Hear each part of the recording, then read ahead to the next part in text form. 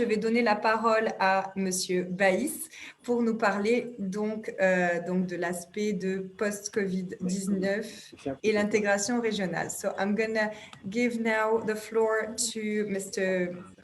Idir Baïs, who will be talking to us about food self-sufficiency post-COVID-19 and regional integration. Merci Shiraz. Bonjour, à mon tour, je dis bonjour ou bon après-midi à tous les experts, panélistes, à toutes les personnes qui nous suivent aussi sur les réseaux sociaux. Ma communication, en fait, est une réflexion un peu sur, que j'ai intitulée Autosuffisance alimentaire post-Covid-19 et intégration régionale. Donc, je voulais brièvement évoquer les leçons apprises et le retour d'expérience post-Covid sur la sécurité alimentaire et l'intégration régionale, même si cette pandémie mondiale est malheureusement encore vivace et que l'Afrique, qui avait été plus ou moins épargnée, en tout cas moins touchée que les autres continents, est touchée par une deuxième vague un peu plus violente, notamment en Afrique de l'Ouest et du Sud. Et comme vous le savez, la vaccination n'a toujours pas démarré en Afrique. Il faut souligner que la pandémie Covid-19 a eu des effets néfastes et multiformes. Elle a entraîné de profonds bouleversements pour les sociétés africaines et les économies. De même que nous avons assisté à des répercussions importantes sur les moyens de subsistance durable des populations, déjà fragilisées par la sécheresse dans le Sahel, le criquet pèlerin dans la corne de l'Afrique, ainsi que la pauvreté et les conflits de voisinage qui sont, j'allais dire, presque périns, malheureusement. Sur un autre versant, je vais passer ma feuille, voilà.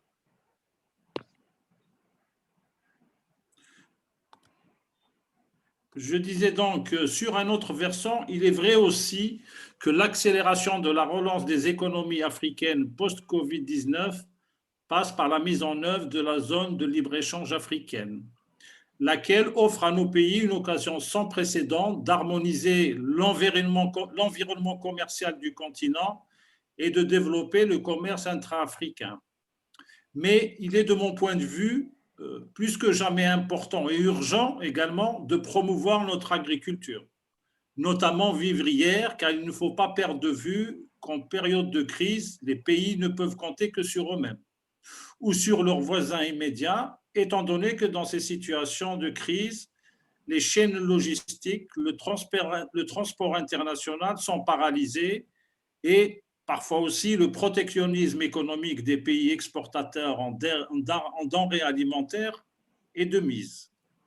Le plus grave, à mon avis, c'est que cette paralysie des chaînes logistiques entraîne une seconde paralysie, bien plus grave, qui est celle des économies africaines, qui, faut-il le rappeler, sont des importateurs de produits alimentaires de large consommation, mais souvent ou en même temps des exportateurs de produits de base. Ils subissent par conséquent une double peine.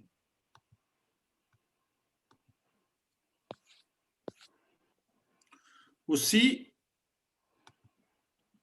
compte tenu de ce qui précède, je voudrais partager avec vous cette préoccupation et en même temps proposition pour dire que les pays africains doivent mettre en œuvre une stratégie à double étage qui serait basée sur un développement urgent et un soutien fort au développement de l'agriculture familiale de type vivrière pour améliorer notre sécurité alimentaire et plus globalement notre résilience aux chocs sanitaires, climatiques, économiques, etc.